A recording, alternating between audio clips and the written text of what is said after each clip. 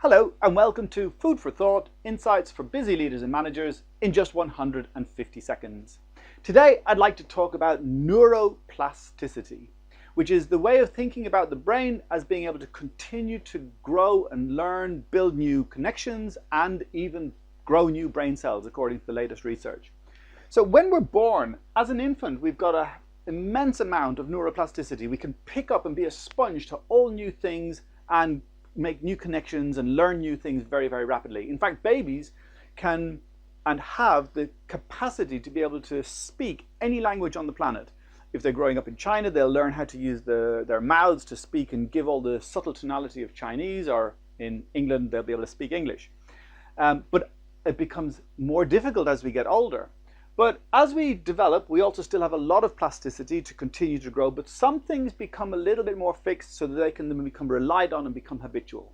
And then finally, with adults, we get to a sort of 50-50 stage where we have a lot of fixed things to be able to help us cope, learn, grow with the environment that we're in, but also to be able to develop and continue to build new connections. So some tips for enhancing connections are sleep.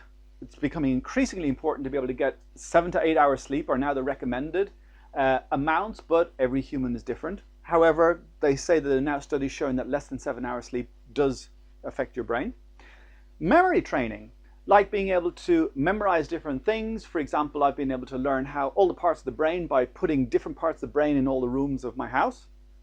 Learning an instrument, a musical instrument, or learning a new language is particularly powerful for building new connections. And using your non-dominant hand. I'm right-handed, so if I were to use and start exercising a lot with my non-dominant hand, I'll build new connections and get new neural pathways.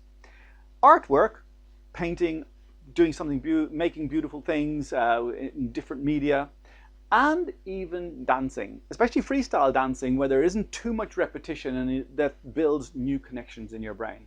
So as you can see, there are a number of things that you can do to continue to look after your brain, grow new connections, and even generate new brain cells. So that's food for thought, insights for busy leaders and managers. Think about how you can do some of these things over the coming weeks and months to keep your brain healthy. Thank you.